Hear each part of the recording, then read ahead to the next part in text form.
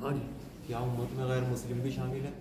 इनका सवाल यह है क्या उम्मत में गैर मुस्लिम भी शामिल हैं? बिल्कुल, क़यामत तक जितने भी लोग हैं सब हुजूर की उम्मत में हैं।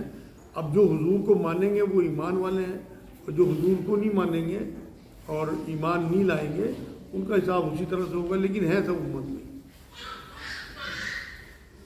हाँ जी। आप सल्लल्लाहु अलैहि वसल्लम की जनाजे की नमाज किसने पढ़ी? इनका सवाल है आप सल्लल्लाहु अलैहि वसल्लम के जनाजे की नमाज किसने पढ़ाई? भाई कुछ लोग कहते हैं जिब्राइल अलैहिस्सलाम ने पढ़ाई, कुछ लोग कहते हैं अबू बकर सिद्दीक ने पढ़ाई, लेकिन ज़्यादा कभी ये बात यह है कि किसी ने नहीं पढ़ाई, अल्लाह ने फरिश्तों के ज़रिए पढ़वाई। हाँ जी। एक भाई का सवाल है, उनकी तरफ एक औरत पर कोई बुजुर्ग आते हैं, क्या ये बात ठीक है? इनका सवाल यह है किसी औरत पे कोई बुजुर्ग आते हैं, नेक बुजुर्ग, तो क्या ये बात ठीक है?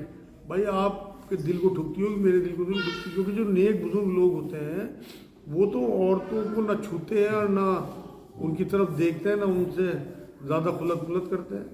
अगर उनका कभी औरतों से बातचीत करने का भी तरीका हो तो वो नबी अकरम सल्लल्लाहु अलैहि वसल्लम वाला तरीका होता था। हुजूर ने कभी किसी औरत को हाथ नहीं लगाया, बैत करते हुए भी कभी किसी का हाथ नहीं पकड़ा, बल्कि कपड़ा पकड़ा देते थे, एक कोना खुद पकड़ते, या पानी का वो एक बड़ा सा बर्तन मंगा लेते, अपना भी हाथ डुबो देते, औरत का भी हाथ डूब जाता। इस तरह तो बैत लेते थे नबी। तो जो भी नबी के पैरोकार हैं, जो अगर नेक बुजुर्ग हैं जैसे कह रहे, तो वो जब अपनी ज़िंदगी में औरतों से दूर रहते हैं, नामहरम औरतों को नहीं छूते, तो वो किस तरह से उनकी सवारी उस पर आ जाएगी? और वो औरत भी अगर मान लो नेक परहेजगार है तो वो भी मर्दों से दूर ही रहने वाली औरत हो। तो ये बेकार की बातें, शैतान है जो आता है और वो दिमाग में इस तरह की बातें डालता है, और फिर वो उल्टी सीधी चीज़ें पैसों के चक्कर में या लोगों को, मासूम लोगों को बरगलाने के चक्कर में, ताबीज़ गंडों के चक्कर में उन लोगों को फंसाते हैं, मासूम लोगों को। तो ये बिल्कुल बेकार की बात है। अगर इस तरह से बुजुर्ग आया करते तो पहले सहाबियात पे आते हैं। सहाबियात से ज़्यादा मर्तबा थोड़ी है, हुजूर की बेटियों से, हुजूर की बीवियों से ज़्यादा मर्तबा किसी का होगा? अगर इस तरह से बुजुर्ग आते तो पहले उन पे आते। वो इस तरह लोगों को फला का काम करती कि इस तरह से अल्लाह की तरफ से उन्हें इल्हाम हो रहा है। ये सब बेकार की बातें हैं, बवंडर है, इनसे बचना चाहिए। अपनी नमाजें दुरुस्त रखें, अपने अल्लाह से मांगें बस। एक भाई का दूध का काम है, वो कहते हैं मैं बता कर देता हूँ कि इसमें कितना पानी है, क्या उनकी कमाई ठीक है? इनका सवाल यह है, दूध का काम है, मिलावट जो पानी करते हैं तो ग्राहकों को बता के देते हैं, क्या है उनका कमाई ठीक है? बिल्कुल ठीक है भाई, अगर वो बता के दे रहे हैं। देखो मैं एक वाक़या याद दिलाऊँ, सबने सुना होगा। नबी अकरम सल्लल्लाहु अलैहि वसल्लम एक बार मार्केट में घुसे तो गुंदम गेहूँ की एक बोरी थी, हुजूर ने जो हाथ डाला तो वो अंदर से गीले गेहूँ थे, ऊपर सूखे गेहूँ थे। तो नबी अकरम सल्लल्लाहु अलैहि वसल्लम ने ये कहा कि जो धोखा दे वो हम में से नहीं, ये जो गीले गेहूँ हैं इन्हें ऊपर रख और बता के दो। यूँ नहीं कहा कि ख़राब चीज़ बेचो मत, बल्कि ये कहा कि बता के दो। तो अगर कोई मिलावट कर रहा है मान लो पानी की, और वो बता के दे रहा, तो उसकी कमाई जायज़ है। अगर नबी ये कहते हैं कि तुझे गीला गेहूँ नहीं फेंकना है, तो फिर मिलावट पे भी यही उसूल साबित होता। लेकिन नबी ने कहा कि बता के दो अगर नुक्स वाली कोई चीज़ है, तो इसलिए अगर उसने बता दिया इसमें मिलावट है तो फिर उसकी जो कमाई है वो जायज़ होगी। हाँ जी। ना चाहते हुए भी इबादत में दिखावा हो तो फिर क्या करें? इनका सवाल ये, ना चाहते हुए भी इबादत में दिखावा आ जाए तो क्या करें? तौबा करें भाई, तौबा करते रहें, औज़ु बिल्लाहि मिनश शैतानिर रजीम को पकड़ लें।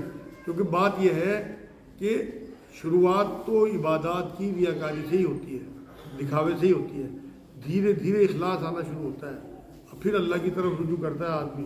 तो इसलिए इबादत तो छोड़े ना, लेकिन अल्लाह से पनाह मांगता रहे, औज़ु बिल्लाहि मिनश शैतानिर रजीम पढ़ता रहे, और कोशिश करता रहे जितना कम से कम वो उसके जहन में दिखावा है।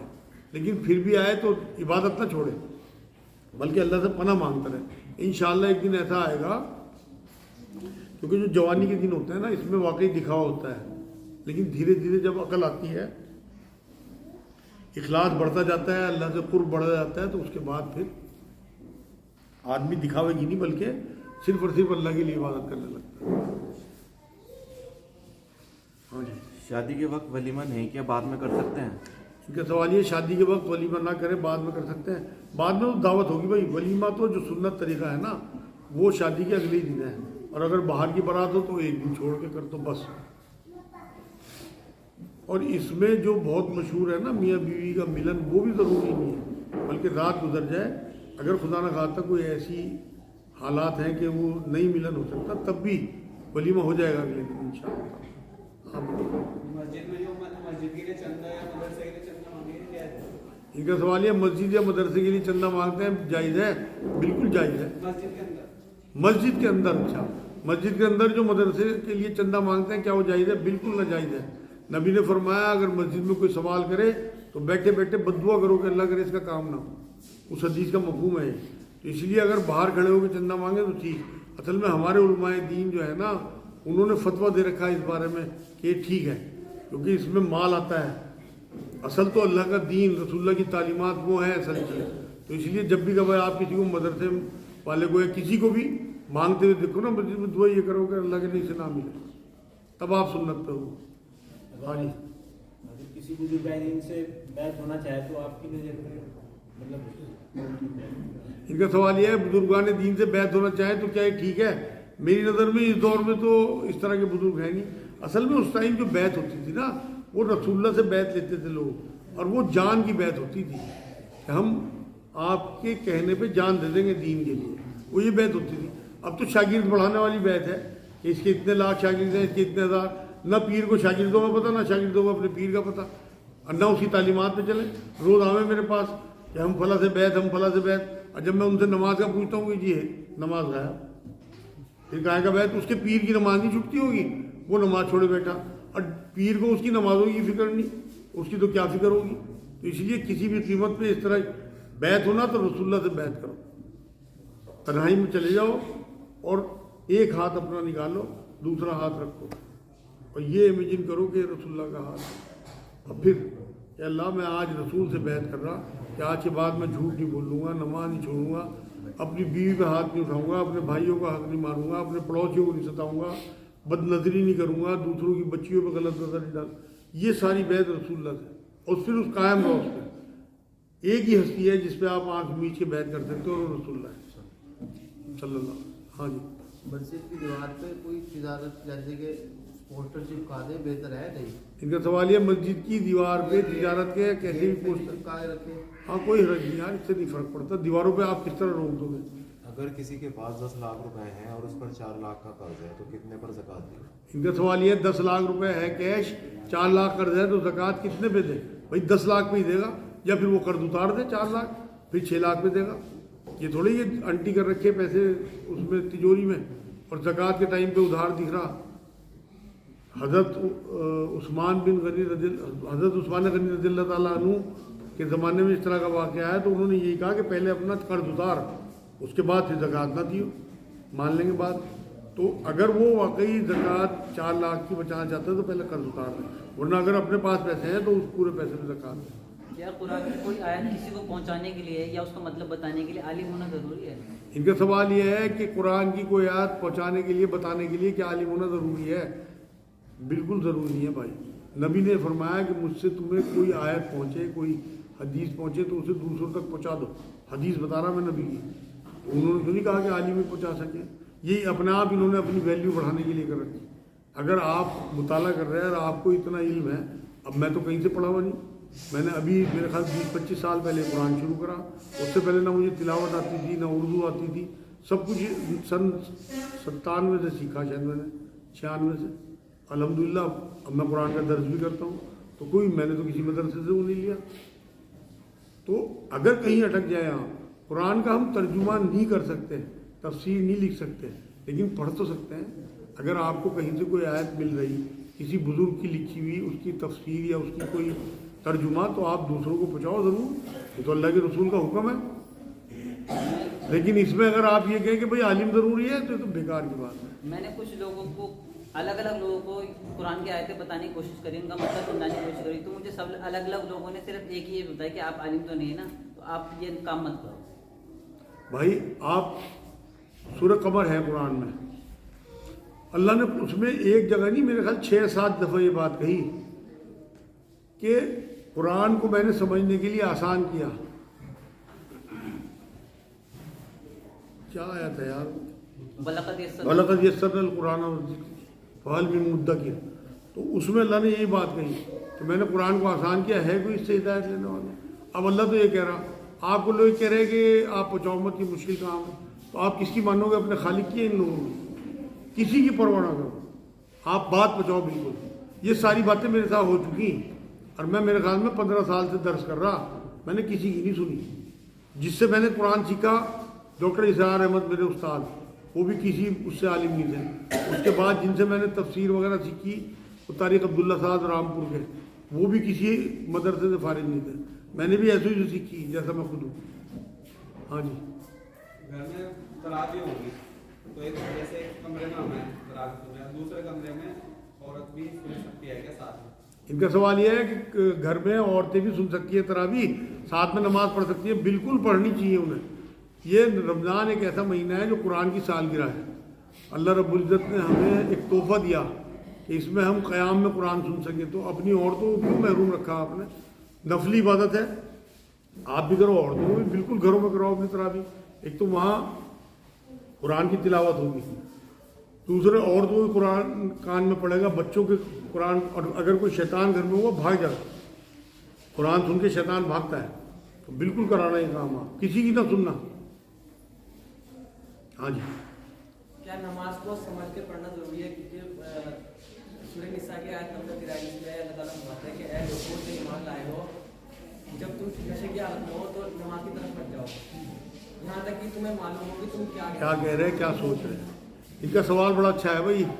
ان کا کہنا یہ ہے کہ کیا نماز کو سمجھ کے پڑھنا ضروری ہے؟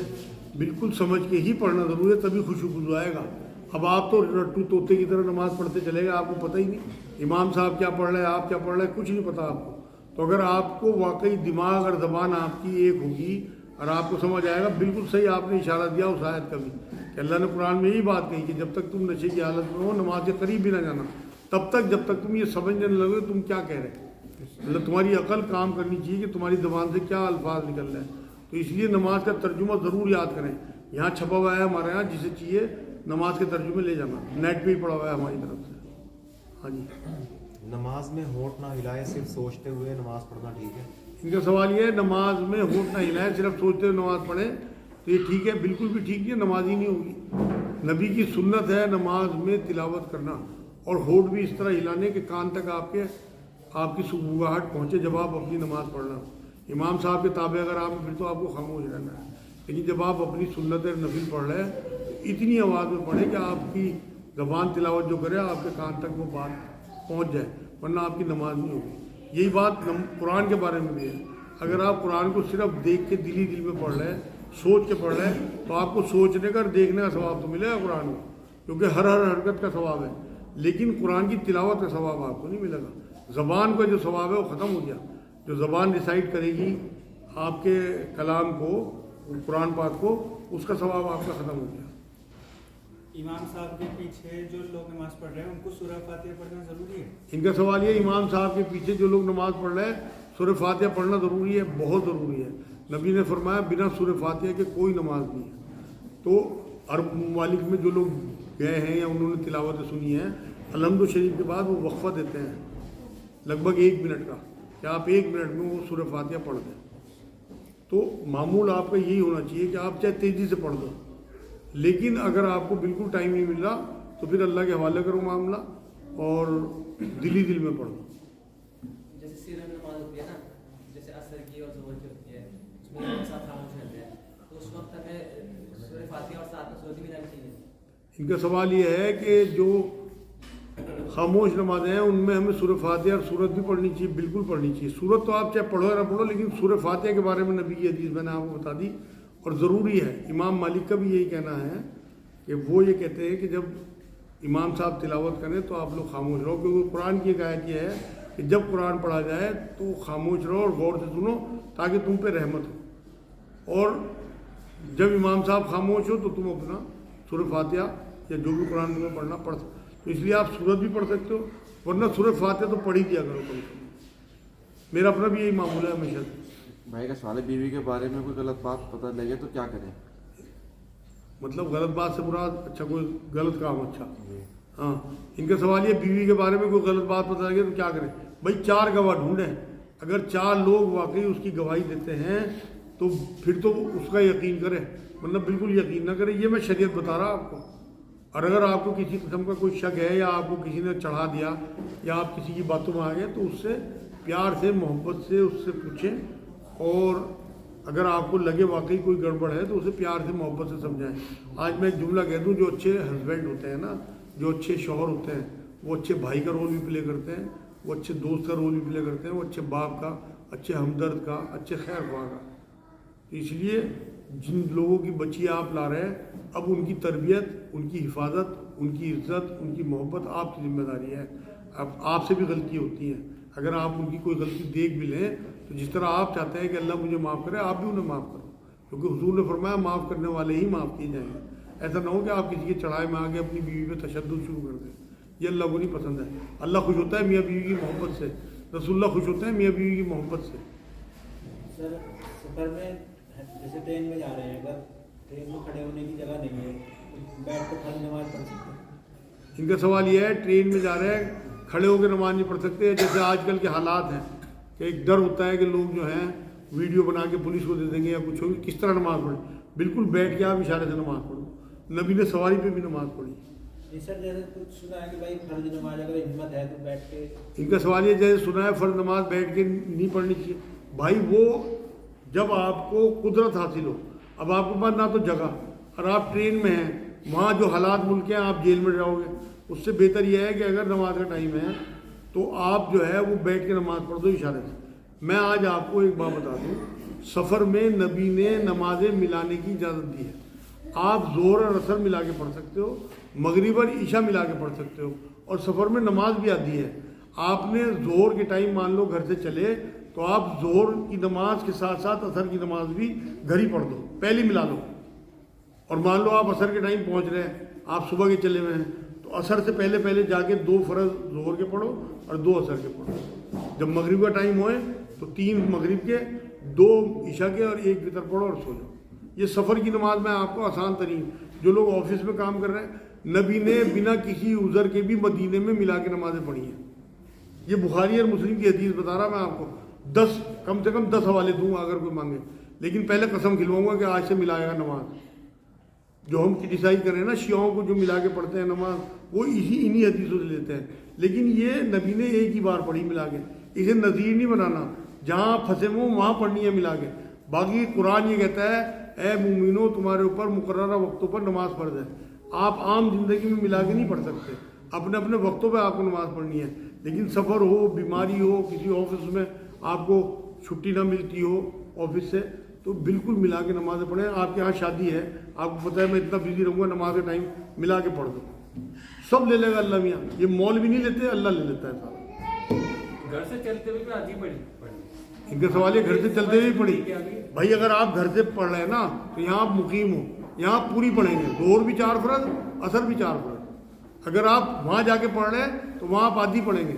جہاں آپ پہنچ گئے سفر کے بعد, اب وہاں آپ مسافر ہو, اگر آپ 14 دن سے کم وہاں رہ رہے ہیں تو 2 ظہر کے فرض پڑھیں گے اور 2 عصر کے. سمجھ لو, مقیم ہو تو پوری ملا کے بھی پڑھو گے تو پوری, مسافر ہو تو آدھی ملا کے بھی پڑھو گے تو آدھی.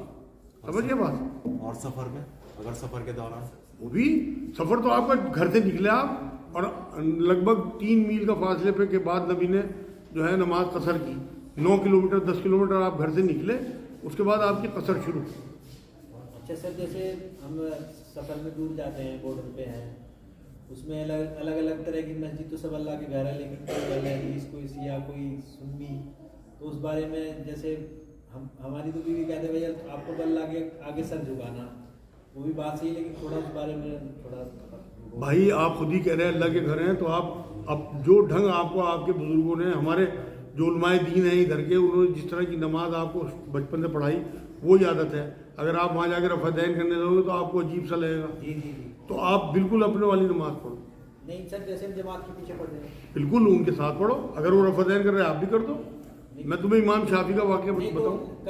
ہم رفع دین نہیں کریں گے تو کوئی دقت نہیں, کوئی دقت نہیں. بالکل رفع دین کرنا ایک مستحب عبادت ہے. میں نیپال کے بارڈر پہ ہونا تو اہل حدیث کی مسجد ہے. ہاں تو بالکل آپ ان کے سامنے کر دیا کرو. حضور نے رفع دین بھی کیا اور نہیں بھی کیا. تو جیسا میں وہی سنا رہا تھا واقعہ آپ کو, امام شافعی رحمۃ اللہ علیہ جب امام ابو حنیفہ کی ڈیتھ کے بعد ان کے مزار پہ گئے تو انہوں نے رفع دین نہیں کیا. ویسے وہ رفع دین کے قائل تھے. تو کتنی بڑی بات ہے, جسے وہ واجب مانتے تھے, رفع دین کو واجب مانتے تھے وہ, इमाम हम्बल के पैरोकार थे या इमाम शाफी के पैरोकार हों ये या अहले हदीस हो, ये वाजिब मानते हैं रफ़दैन। उन्होंने रफ़दैन नहीं किया, एहतराम किया उस इमाम का, इमाम अबू हनीफा। तो इसलिए आप जहाँ हो वैसे पढ़ दो, उनके साथ पढ़ दो, वैसे कोई हर्ज नहीं। आमतौर पे इमाम साहब के जब पीछे नमाज पढ़ते हैं तो रुकू के बाद 1 सेकंड बाद ही चल जाते हैं। कई बार क्या होता है कि इमाम जो है थोड़ा वहाँ पे ज़्यादा टाइम लेते हैं, तो कई बार मुक्तदी जो है इमाम से पहले चले जाते हैं, तो उनकी नमाज हो जाती है। इनका सवाल बहुत अच्छा है कि रुकू से पहले इमाम साहब के हम अगर रुकू में चले गए कि हमारी नमाज टूट जाएगी। देखो भाई, बुखारी की पहली हदीस, तमाम अमाल का दारो मदार नियत पे है। अगर आप जानबूझ के जल्दी कर रहे हैं और बार बार कर रहे हैं और आपने आदत बना ली, आप वैल्यू नहीं समझ रहे इमाम की, फिर तो आपकी नमाज होगी नहीं। ये रिवायतों में हो सकता है आपको खिंजीर और बंदर बना दिया जाए इमाम से अगर आप जल्दी करते हैं। लेकिन अगर आपको अचानक मान लो आप किसी दूसरी मस्जिद में हो, आपको आदत है अपने इमाम के पीछे, एकदम वो चले जाते हैं, ये इमाम साहब ज़रा थोड़े सुकून से नमाज पढ़ाने वाले हैं, आपने जल्दी रुकू में चले गए, कोई हर्ज नहीं। इंटेंशन सही होनी चाहिए। हाँ, जैसे जॉब का मसला है ना, जैसे हम जॉब करते हैं तो उसमें भी जमा करते हैं। जैसे अगर हम हिंदू कहीं जॉब करते हैं हाँ, तो उसमें नमाज जमा कर सकते हैं हम। जैसे अगर हम पता है असर के टाइम में मस्जिद नहीं मिल रही वहाँ पे, तो क्या हम घर से नमाज जमा करके जा सकते हैं? इनका सवाल ये है कि जॉब में भी क्या जमा कर सकते हैं। भाई ये तो आपकी सिचुएशन, जो मस्जिद ना मिले, नमाज तो मिलेगी वक्त पे। आप घर से चले, आपने अपनी नमाज पढ़ दी ज़ोहर की, असर में आपको लगता है कि मैं ऑफिस में हूँगा, अगर आपको वहाँ जगह अवेलेबल है और ऑफिस वालों की इजाज़त भी है तो आपको वक्त पे नमाज पढ़नी है। यही तो मैं कह रहा कि सिचुएशन के हिसाब से खुद फैसला करना है। मुकर्रर वक्तों पर मोमिनों तुम्हारे ऊपर नमाज फ़र्ज़ है। अब अगर आपको ज़रा सा बुखार हुआ, ज़रा सा आपको ये जॉब का मसला हुआ और आपने नमाज़ें मिला दी, नहीं चलेगा। नबी ने हमें मिला के नमाज़ पढ़ा के दिखाई इसीलिए कि हमारे लिए एक हुज्जत कायम हो जाए कि जब हमें ज़रूरत हो हम वो पढ़ सकते हो। कहीं आप फंसे हुए हैं, आपकी माँ बीमार है, अस्पताल में है, आप निकल ही नहीं सकते, पढ़ दो। आप सफ़र में हो, कोई और ऑफिस वाले इतने सख्त हैं आपके, दूसरी जॉब अभी नहीं मिल रही आपको, पढ़ते रहो, दूसरी जॉब ढूंढते रहो जो मुकर्रर वक्तों पर आपको नमाज पढ़वा दें। सुना है रात को शीशा देखने से कोई ना कोई मर जाता है। अल्लाह तौबा। इनका सवाल यह है कि शीशा देखने से रात को कोई ना कोई मर जाता है। फिर तो इस कदर लोग जो हैं, जो गैर मुस्लिम हजरात हैं या मुसलमान जितने 5 स्टार होटलों में रहते हैं, कोई रात दिन नहीं। वहाँ भी मक्के में मैंने देखा ऐसे बड़े बड़े होटल, उनमें शीशे लगे हुए हैं, लोग शीशे देख रहे हैं, एक भी नहीं मरा मेरे सामने। सब बेकार की बातें हैं, औरतों की बुराई नहीं। जब नमाज से उठे तो दोनों हाथ ऐसे करके सही है। इनका सवाल ये, हाथ टेक के उठें, सही है बिल्कुल। अगर आपके आज़ाद लगे हुए हैं पंजों पे और घुटनों पे तो कोई हरज नहीं है उठने में, इस तरह बिल्कुल कोई हरज नहीं। इन बातों से छोटी छोटी कुछ नहीं होता। अल्लाह को आपकी नीयतें पहुँच रही, आपका ध्यान अल्लाह पे होना चाहिए बस। ये छोटी मोटी हरकतों से कोई फ़र्क नहीं पड़ता। हमारा सारा नज़र इस पर, जब भी तो हज़रत ईसा अलैहिस्सलाम ये कहते थे कि तुम्हारा हाल ये है कि तुम ऐसी कब्रों जैसे हो जिनके ऊपर सफ़ेदी फेर दी गई हो, अंदर सड़ी गली हड्डियाँ हो। अब हमारा क्या हाल है, हम इन छोटी छोटी बातों पे सारा नज़र रखते हैं और मोटे मोटे गुनाह हम करते रहें, मतलब मच्छर छानते रहेंगे, हाथी निकल जाएंगे। हाँ जी, इद्दत के बाद हलाल करना जरूरी है। इनका सवाल ये, इद्दत के बाद क्या हलाला होना ज़रूरी है? भाई 2 इद्दतें अगर हो गई या तीसरी तलाक हो गई तो उसके बाद हलाले के बिना तीसरी बार वो मिल नहीं सकते। अगर पहली तलाक हुई, उनने इद्दत की, तो इद्दत के बाद अगर इद्दत के बीच में शौहर ने रुजू कर लिया तो कोई हलाला नहीं, किसी किस्म का कोई निकाह नहीं, 2 तलाकों का हक बाकी है। अगर उनने इद्दत पूरी कर ली तो नया निकाह होगा, नया मेहर होगा। सर एक बार में 3 तलाक देते सर? किसी ने एक बार में 3 तलाक दे दी तो एक ही होगी भाई, 3000 भी दे दे तो एक होगी। आप ये देखो कि तलाक अल्लाह की नापसंदीदा अमल, जो जायज़ अमल है उनमें सबसे ज़्यादा नापसंदीदा है। तो इतना आसान कर देगा अल्लाह मियाँ कि किसी ने गुस्से में, किसी ने भूल से, किसी ने सोते हुए तलाक दे दी और हो जाएगी। ये दीन का मजाक उड़वाने वाली बात है। कुरान ये कहता है कि 2 गवाह कर लो जब तुम तलाक दो, कोई गवाह नहीं करता। जब तुम इन्हें अलग करो, जब ये अपनी इद्दत पूरी कर ले, 2 गवाह करके इन्हें जब घरों से रुखसत करो, इद्दत की मुद्दत ये तुम्हारे घरों में गुजारे। हमारे यहाँ तो कुछ भी नहीं होता, कोई इसका हिसाब किताब नहीं है। उठावे बस हलाले के चक्कर में लगे रहे। और हलाले करने और कराने वालों को अल्लाह के रसूल ने किराए के सांड कहा, जानवर। सांड जो है वो जानवर है, मास में रील काज में ये कह दिया जी कि हलाल लगाना तो अरे भाई मैं तो शरीयत बता रहा, कोई क्या कह रहा मुझे नहीं पता, मैं शरीयत बता रहा। मैं कुरान की आयतों से साबित कर दूंगा। सूरह बकरा 228 से 232 पढ़ो। एक बार तलाक हुई, औरत इद्दत में बैठ गई, 3 हैज की इद्दत है, उससे पहले मर्द अगर चाहे तो रुजू कर सकता है, उसका हक है। मर्द ने रुजू कर लिया तो औरत फिर हलाल होगी उसके लिए, 2 तलाक का उसके पास बाकी है। फिर दोबारा उन्होंने तलाक दे दी, 3 हैज की इद्दत में औरत बैठ गई, उसने फिर रुजू कर लिया, उसे हक है। लेकिन अगर वो तीसरी बार तलाक दे दे तो फिर वो इद्दत करने के बाद जब तक किसी और से निकाह ना कर ले अपनी मर्जी से, और वो भी अपनी मर्जी से उसे तलाक ना दे दे, तब तक वो पहले शौहर के लिए हलाल नहीं होगी। ये कुरान की आयतें हैं, आप क्या पढ़ना आज जाए। इन्हें किस तरह से बना लिया गया, क्या निकाल लिया गया, ये तो फिर ये लोग जाने अल्लाह के यहाँ किस तरह पकड़े जाएंगे। मैं तो कुरान और हदीस बता रहा हूँ। मान लो एक बारी में 3 दफा तुमने कह दिया, 3000 दफा भी कहते तो एक ही तलाक हुई। मुंह से निकली तलाक, इद्दत शुरू हो गई, और इद्दत की मुद्दत में दूसरी तलाक नहीं है।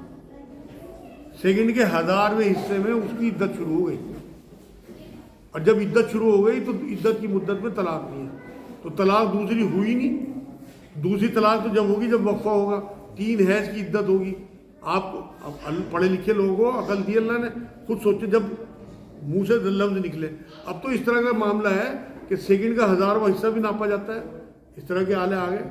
मुंह से तलाक लफ्ज निकला, उसकी इद्दत शुरू हो गई औरत की, और इद्दत की मुद्दत में दूसरी तलाक नहीं है। ये काट नहीं सकते मेरी बात को, आप क्या फतवा ले लो इस बारे में। अच्छा सर, किसी का शौहर खत्म हो गया, उसने इद्दत ना की है, वो मतलब कहीं और भी नहीं शादी की है, उसने अपने बच्चों को पाल रही है, इद्दत भी नहीं, उसका इद्दत फिर तो हो सकता है। देखो इद्दत एक मुद्दत का नाम है, वो मुद्दत उसे घर में गुजारनी है पर्दे में।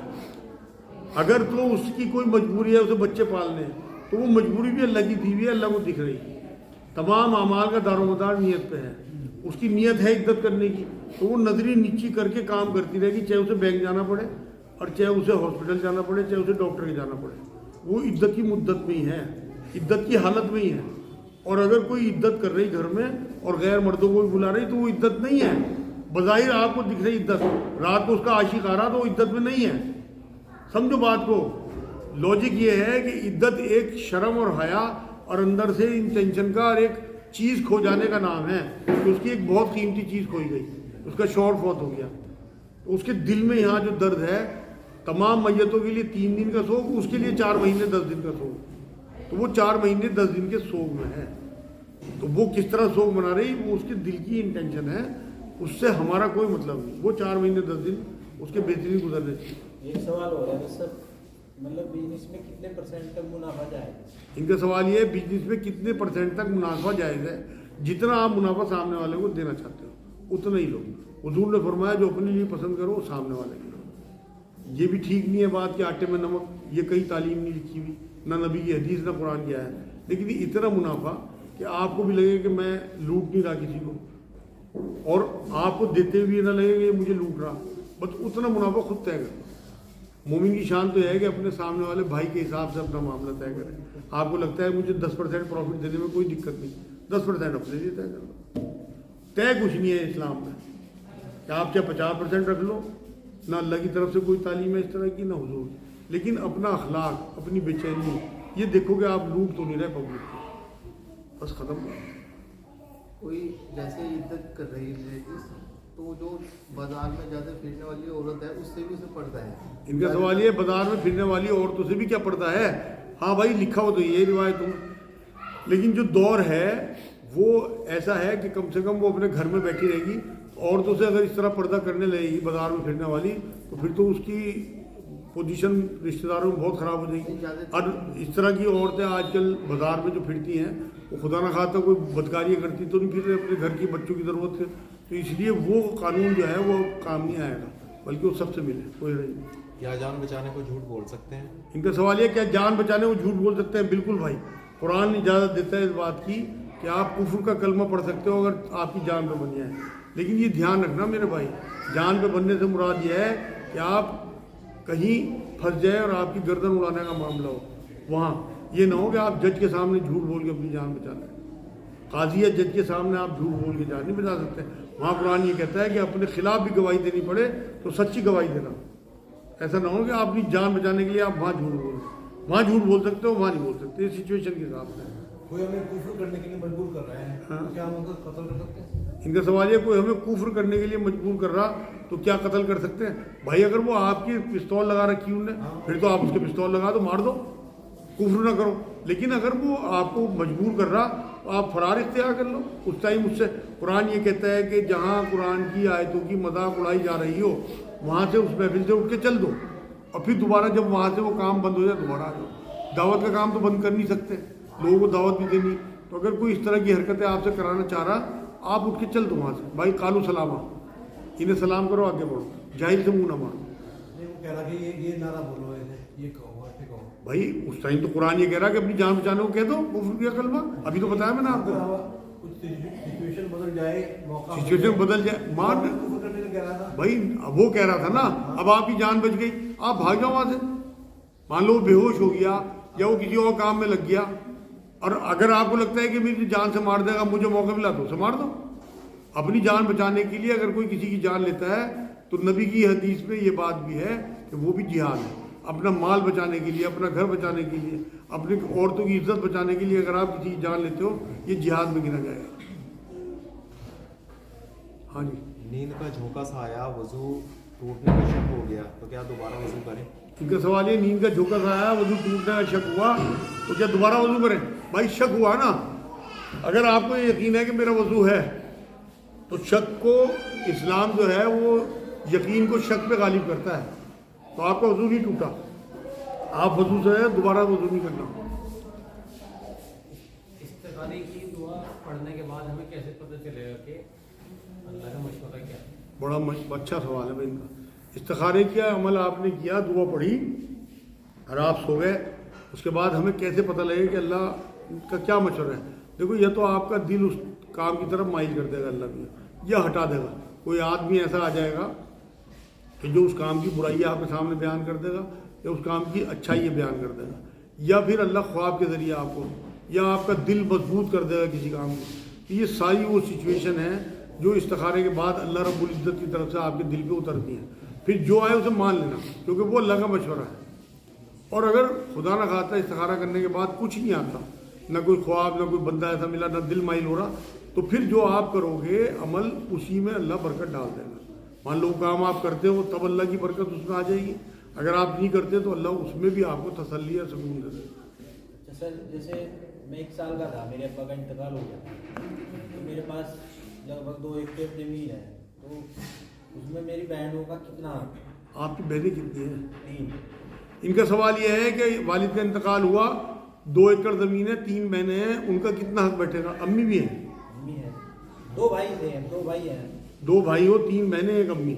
हाँ, हमारे पास लगभग 50 बीघा जमीन है, लगभग 60। इनका सवाल यह है कि 50-60 बीघे ज़मीन है, 3 बहनें, 2 भाई, 1 अम्मी। वालिद के बाद किस तरह हिस्सा बटेगा? भाई पहले तो 8वां हिस्सा अम्मी का निकलेगा, उसके बाद जो हिस्सा बचेगा उसमें 3.5 हिस्से बनेंगे। ठीक है, एक हिस्सा आपका, एक भाई का, आधा आधा तीनों बहनों का, या 7 हिस्से कर लो, 2 आपका, 2 आपके भाई का, और 1 हिस्सा बहनों का। और पहले अम्मी का हिस्सा निकलेगा। कोई कर्ज होगा वो अदा किया जाएगा, कोई उन्होंने वसीयत की होगी वो वसीयत पूरी की जाएगी, उसके बाद फिर अम्मी का हिस्सा, फिर आप लोगों का हिस्सा निकलेगा। यह है शरीयत जो आप होता है। अगर कुत्ता या बिल्ली किसी बर्तन में मुंह डाल दे तो क्या करें? और इसी से मिलता है सवाल हो रहा है, अगर किसी कीमती शरबत में मक्खी गिर जाए तो क्या करें?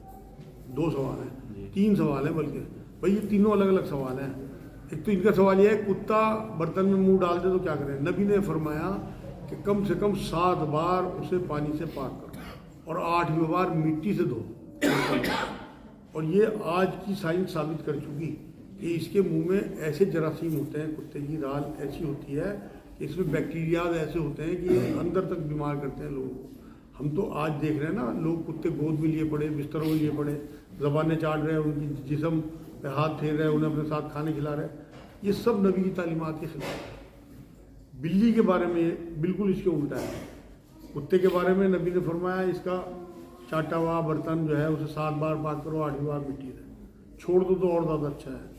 लेकिन बिल्ली के मामले में एक बार हुजूर वज़ू कर रहे थे तो تو بلی نے آگے اس میں پانی پینا شروع کر دیا وضو کے پانی میں، تو حضور نے اسے پانی پلایا، پھر اس سے باقی کا وضو کرا پاک پانی.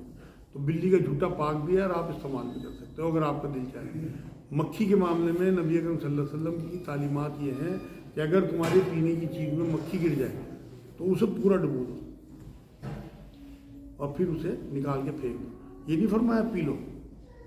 کسی کی طبیعت چاہے وہ پی سکتا ہے، پھر اس کے بعد وہ جائز ہے، اور کسی کی طبیعت نہ چاہے تو نہ پیے. حضور نے اسی لیے اسے یہاں ادھورا چھوڑ دیا، کیونکہ حضور کو پتہ ہے کہ الگ الگ مزاج کے لوگ ہیں، کسی کی طبیعت ہی نہ ہو کہ وہ پیے. حضور کا حکم آ گیا کہ پینا ہے، تو اس لیے حضور نے بات فرمائی. اور یہ اب ثابت تھا، یہ بھی سائنس سے ثابت ہے کہ مکھی کے ایک پر میں بیکٹیریات ہیں جنہیں وہ چھپا کے رکھتی ہے اپنے بچاؤ کے لیے، اور ایک پر جو ہے اس میں بیماری ہے، ایک میں بیماری ہے اور ایک میں شفا ہے. تو وہ حضور نے اسی لیے کہا اگر اس کا ایک پر جو ہے وہ بیماری والا ہوا تو دوسرا جو ہے وہ ایسا پر اس میں بھگو دیا جائے گا کہ وہ اس بیماری کو کاٹ دے. تو یہ نبی کی تعلیمات ہیں. ایک آدمی تو اسی بات پہ ایمان لیا ہے. ابھی میں نے کہیں پڑھا تھا کسی امریکہ یا آسٹریلیا میں کہ اس نے 1400 سال پہلے نبی کو کسی نے بتائی یہ باتیں جو آج سائنس سے ثابت ہو رہی ہیں، صرف اسی بات پہ کہ نبی نے کہا کہ اس کا پورا ڈبو دو اسے، اس کے بعد پھینک دو. ایک سوال یہ ہے احرام کیوں باندھتے ہیں، اس کی پابندی کیوں ہے؟ ان کا سوال یہ ہے احرام کیوں باندھتے ہیں، اس کی پابندی کیوں ہے. دیکھو احرام تو ایک یہ سمجھو جیسے کسی کمپنی کا کوئی یونیفارم ہوتا ہے نا، اس طرح حج کا ایک یونیفارم ہے احرام. اور اس کی پابندیاں جو ہیں وہ یہ چیک کرنے کے لیے ہے کہ یہ ہمارا کہنا مانتے ہیں نہیں مانتے اللہ رسول کا. تو احرام کی جو پابندیاں ہیں صرف اور صرف اسی وجہ سے ہے کہ آپ کتنا تقوی اختیار کرتے ہیں، کتنا اللہ کا کہنا مانتے ہیں، کتنا اس کے کہنے پہ چلتے ہیں. اور احرام جو ہے وہ ایک حج کا لباس ہے. اس میں یہ اللہ ظاہر کرنا چاہتا ہے کہ تم بالکل انہی دو لباس میں قبر میں دفنائے جاؤ گے، اسی نیت سے یہاں ہو جیسے اللہ کے آگے کھڑے ہونا ہے، ایسے تم یہاں لبیک اللہم لبیک پڑھنے کے لیے آ گئے. ہاں جی آپ گھر پر نماز بتا دیتے ہیں کیا یہ ٹھیک ہے؟ میں اچھا ہاں میں اکثر لوگوں سے کہتا ہوں بھائی گھر پہ ہی پڑھ دو نماز چاہے، لیکن شروع کر دو. بھائی دیکھو میرے سامنے حضور کی تعلیمات ہے، میں اپنی طرف سے کچھ نہیں کرتا. نبی اکرم صلی اللہ علیہ وسلم کے پاس ایک صحابی آئے، اور صحابی تو نہیں تھے جب تک، بدو تھے. تو انہوں نے کہا کہ میں ایمان میں آنا چاہتا ہوں. حضور نے آ جا بس 5 نمازیں 30 روزے کلمہ پڑھنے کے بعد. کہ حضور میں تو 3 پڑھ سکوں، میرے پاس ٹائم ہی نہیں ہے. ایک روایت میں 2 ہیں، ایک میں 3. حضور نے چل تو 3 ہی پڑھ دیا، کلمہ پڑھوا دیا اسے. یہ لکھا ہوا ہے روایتوں میں، ایک بار بھی اس نے 3 نمازیں نہیں پڑھی، روز 5 پڑھی. تو انہیں اللہ کے رسول صلی اللہ علیہ وسلم نے پھنسانے کے لیے سمجھو. یہ مچھلیاں ہیں ہماری جو میں پھنساتا ہوں نا جال میں مچھلیوں کو. ایک بار شروع کر دو، ایک بار شروع کر دو، اس کے بعد انشاءاللہ تعالیٰ نماز کی ہیبت، اللہ کی ہیبت، نماز کی محبت، رسول اللہ کی محبت تمہیں اس قابل کر دے گی کہ تم چھوڑو ہی نہیں. جو میرے ساتھ ہوا وہی سب کے ساتھ ہونا، اللہ سب کا ایک ہے. میرے ساتھ بھی یہی ہوا.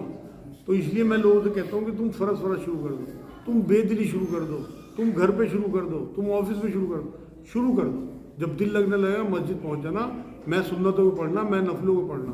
سجدے میں آپ گرے گرے اللہ سے انشاءاللہ تعالیٰ اتنی محبت کرنے لگو گے، ایک بار نماز کی محبت دل میں بچ جائے بس. لیکن شروع کرا دو اپنے بھائیوں کو، اپنی بہنوں کو یہی بات کرو، تم فرض پڑھو، تم شروع کر دو. کوئی اگر یوں کہنا میں 5 نہیں 3 پڑھوں تو 3 اس طرح پڑھواؤ جس طرح میں کہہ رہا ہوں، پھنسا لو کس طرح سے. دیکھو ہمارا جو معاملہ ہے نا، اللہ کے واسطے اللہ کو نہ چھوڑو. ہم جو ہے نا کسی بھی قیمت پہ اگر ہماری 5 نمازیں درست ہوں گی نا تو انشاءاللہ تعالیٰ بخشش ہو جائے گی. میں تو لوگوں سے یہ کہتا ہوں کہ اللہ کو کوئی بہانہ دے دو بخشنے کا. جب وہاں مشرک اور کافر بھی کھڑے ہوئے ہوں گے قیامت میں، اور ہم بھی کھڑے ہوئے ہوں گے، اور حضور نے فرمایا ہوگا کہ ایمان میں اور کفر میں فخر کرنے والی چیز نماز ہوگی. تو فرق کرنے کے لیے اللہ کے واسطے 5 نمازیں شروع کر دو. نہ دل لگے فرض پڑھ دو، بیٹھ کے پڑھ دو، گھر پہ پڑھ دو، شروع کر دو. انشاءاللہ اللہ کی ایسی رحمت برسنے نہیں. جو بھائی نے بھی سوال کیا تھا نا ریاکاری والا، وہ یہی ہے کہ آپ ریاکاری کی شروع کر دو، اللہ اپنا آپ خوشو پیدا کر دے گا، اپنا آپ آج والی. اس لیے اپنے چھوٹے بہن بھائیوں کو بٹھا کے، نہیں تو میرے پاس لے آؤ. آپ یقین کرو میں اللہ کو حاضر نازر جان نہیں کہہ رہا، سینکڑوں ہزاروں کی تعداد میں لوگ نمازی ہوئے اس مرکز سے، صرف انہی ذرا سی حکمت کی باتوں سے. جو نماز نہیں پڑھتے تھے، جب انہیں لگا اتنی نا آسان نماز ہے کہ ہم ملا کے بھی پڑھ سکیں، ہم فرض بھی پڑھ سکیں، ہماری سب لے لے گا اللہ میاں، اللہ بہت بڑا ہے، اللہ رحمان الرحیم ہے، وہ غنی ہے، वो समझ है, उसे किसी की ज़रूरत नहीं, हमारी नमाज़ों की ज़रूरत है, उसकी मोहब्बत की। ये ज़रा सी बातें आपके बच्चों के घर दिलों में घर कर जाएंगी, नमाजी हो जाएंगी इंशाअल्लाह। इसकी बहन का सवाल है कि उनको हैज़ नहीं आते तो क्या हर महीने 5-6 दिन छोड़ के नमाज़ पढ़े? यार अब मेरे ख्याल में टाइम ज़्यादा हो गया, आखिरी सवाल कर लें आज का इसे। इनका सवाल यह है किसी बहन को हैज़ ना आए तो क्या हर महीने 5-6 दिन छोड़ के नमाज़ पढ़े? नहीं भाई, जब तक उसे ब्लीडिंग ना हो तब तक पूरी नमाज़ पढ़ेगी लाजमी। अगर किसी बूढ़ी औरत को हैज़ बंद हो गया तो उसकी 30 के दिन 3 नमाजें हैं। किसी को और किसी मजबूरी में से हैज़ बंद हो गया 30 के 30 दिन नमाज है। नमाज किसी भी कीमत में माफ नहीं। वमा अलैना इल्लल बलाग। अल्लाहुम्मा सल्ली